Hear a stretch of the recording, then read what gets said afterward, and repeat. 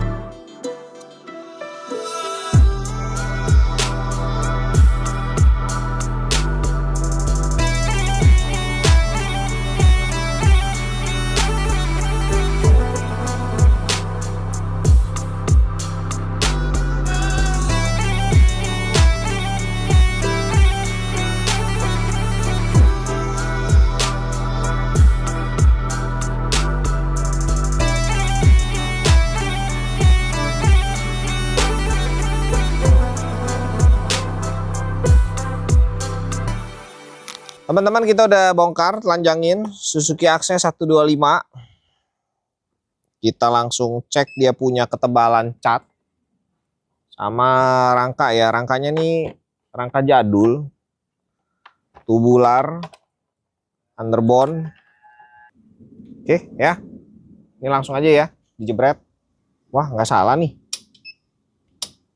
Hah? Sama catnya. Belasan di bawah 20. Cius nih. Iya lu, 9, 10, 9, 10. Paling tinggi 14. Nah, di kaki ini malah tebel nih, 50, 60. Jadi di tubularnya malah nggak begitu tebel catnya. Di bagian pijakan atau tempat baut jauh lebih tebel ya, 40, 50. Ini kita langsung cek diameter ininya nih, tubularnya langsung 44,9, 45 lah, sama lah kiri kanan ya.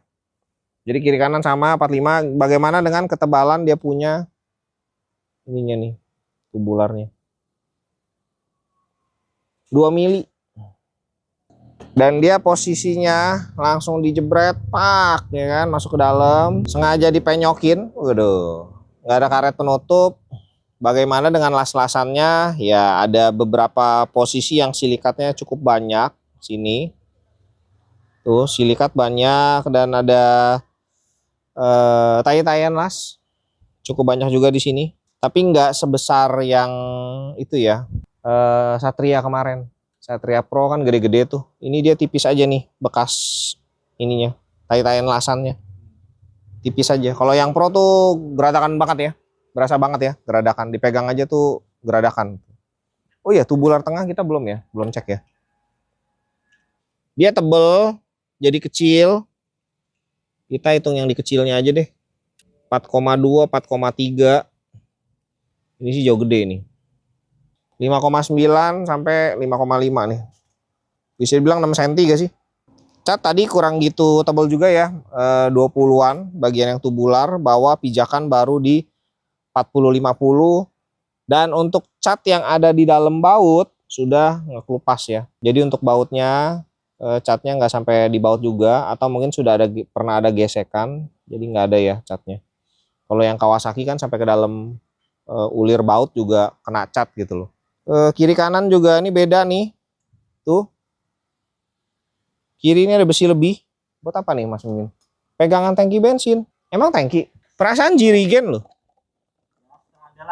Biasanya kalau udah jirigen begini support E20 nih, etanol 20. Biasanya. Karena kan mungkin kan etanolnya tinggi kadarnya. Terus kalau misalnya kelamaan nggak dipakai takutnya korosi, ya kan? Ini tangki. Jirigen bensin luar biasa besar. Dan ini udah diledekin ya, isi bensinnya tusbol katanya. Apa ya itu tusbol? Ya yang tahu-tahu aja lah ya. Orang-orang lama yang tahu-tahu aja ya. Show breaker bisa diatur gak? Nggak bisa, mati. Oke, ini ada ramah lingkungannya. Tuh canister, ECU di belakang. ECU-nya Denso India, private limited ya. Langsung serial numbernya tuh 32920. Koil ditutup dengan baik di sini, rapi ya, mulus, nggak ada karat juga. Lalu dia punya kabel utama diisolasi semua, sama ada Kevlar anti panasnya juga nih. Dan di bagian ini menarik nih, ada kayak buat bahan biar nggak bergesekan ya ini ya. Ini cukup banyak nih di bagian dalam. Ini gesekan sama apa? Orang bagasi. Tangki di sini. Kenapa dia kasih begini ya? Biar bagus aja ya. Buat nambah kos. Ya begitulah kira-kira. Mesin mirip kayak Brookman atau Avenis ya. Karena kita lihat box filter atau filternya itu sama. Jadi bisa dipakai ya teman-teman. Nih besar punya. Throttle body kecil. Ada brandnya gak ya? Polos. Nah ini baru ada nih. Mikuni di sebelah kiri. Kecil banget brandnya. Ukuran berapa? 24, iya bener. Ada tulisannya 24 di sebelah kiri. Lalu dia punya ininya sih. Ini kalau mau lebih enak nih gasnya boleh kali ini digedein pipa ininya. Pasti nanti bakalan ada aksesorisnya nih. Ya, dinamo ini besar di tengah. Umpet. Jadi nggak bakalan kelihatan kalau teman-teman nggak angkat bagasinya. Ada sensor juga satu. Soket di sini juga cukup banyak. 2 injektor ya. Lalu ada sensor injektor yang ditutup dengan cakep. Ganteng nih, ditutupnya udah kayak bikin kado aja. Oke, langsung sensor dia punya throttle body di sebelah kanan. Busi di depan. Tutup busi ini kayak cok busi 0 hambatan tau gak sih? Power, tapi ini ada hambatannya nih 5 ya. Blok mesin di cover dengan plastik. Baru nih ada cok businya, tutupannya ya. Ini blok atas sih nggak ada cover ya. Biasa kan ada cover nih. Kalau motor-motor matic di coverin pakai plastik atau pakai karet. Kalau ini polos. Ada belalai. Nah, ini yang apa namanya? Belalai buang panas CVT ya. Mirip kayak si W-Moto ya. Ya, W-Moto sama Kiwi Benelli nih. Jadi panas CVT, nggak ada busa, nggak dipotong, dia masuk langsung ke rangka. Biar apa rangkanya? Biar anti karat ini sebenarnya nih. Anti karat alami dari panas CVT. Oke, komstir mulus, luar biasa, cakep, tidak ada karat sama sekali, halus lagi finishingnya, nggak ada kasar-kasarnya, mengkilat juga, kayak barang mahal. Besi depan ini bolong, ini bolong. Ya ini rangka depannya bolong.